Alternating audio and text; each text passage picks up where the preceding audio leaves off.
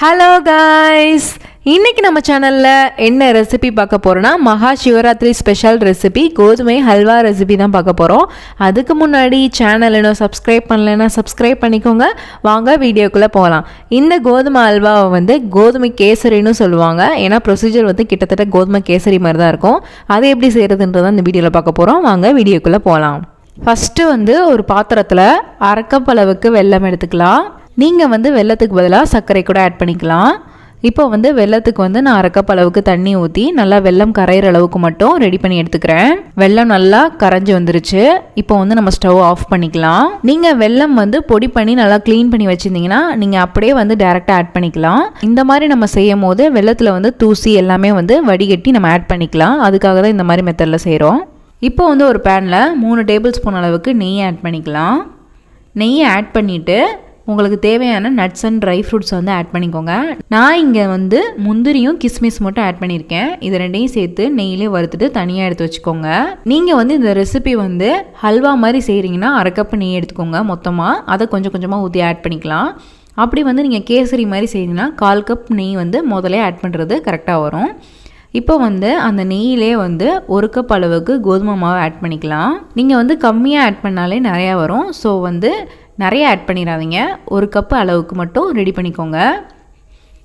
இப்போ வந்து அந்த நெய்யிலே வந்து நல்லா வந்து இதை ரோஸ்ட் பண்ணி எடுத்துக்கலாம்.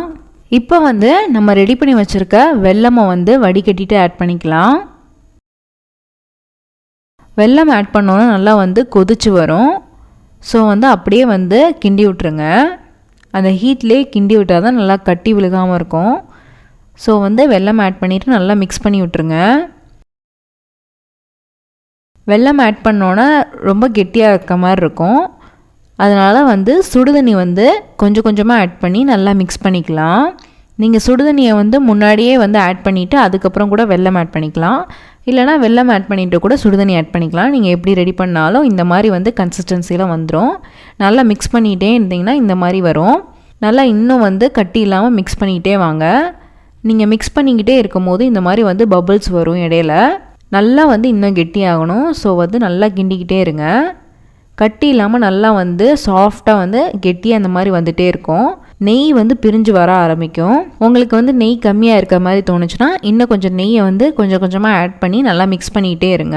லாஸ்ட்டாக வந்து நீங்கள் ஆட் பண்ண நெய்லாம் வந்து கொஞ்சம் கொஞ்சமாக வெளியில் வர ஆரம்பிக்கும். கொஞ்சம் வந்து நல்லா கெட்டியாக ஆரம்பிக்கும். அப்போ வந்து நீங்கள் ஸ்டவ் ஆஃப் பண்ணிக்கலாம்.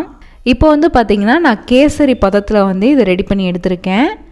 இதை வந்து ஹல்வான்னு நிறைய பேர் சொல்கிறாங்க, இல்லை கேசரின்னு சொல்லுவாங்க. நீங்கள் எப்படி வேணாலும் செஞ்சுக்கலாம். நீங்கள் இப்போ ஹல்வா மாதிரி இதை செய்கிறீங்கன்னா இன்னும் கொஞ்சம் நெய் நிறையா ஊற்றி செய்யணும். அப்படின்னா தான் அது ஹல்வா மாதிரி இருக்கும். இது வந்து ஜஸ்ட்டு கேசரி மாதிரி செஞ்சுருக்கிறதுனால இந்த அளவுக்கு மட்டும் நெய் போதும். லாஸ்ட்டாக வந்து நீங்கள் நெய்யில் வறுத்த முந்திரியும் கிஸ்மிஸும் ஆட் பண்ணிக்கோங்க. அவ்வளோதான். ரொம்பவே ஈஸியான சிம்பிளான மகா சிவராத்திரி ஸ்பெஷல் கோதுமை ஹல்வா ரெசிபி ரெடி ஆயிடுச்சு. இந்த ரெசிபி உங்களுக்கு பிடிச்சிருக்குன்னு நினைக்கிறேன். பிடிச்சிருந்தா லைக் பண்ணுங்கள், ஷேர் பண்ணுங்கள், கமெண்ட் பண்ணுங்கள். மறக்காமல் சேனலை சப்ஸ்கிரைப் பண்ணுங்கள். இன்னொரு வீடியோவில் பார்க்குறேன். பாய்.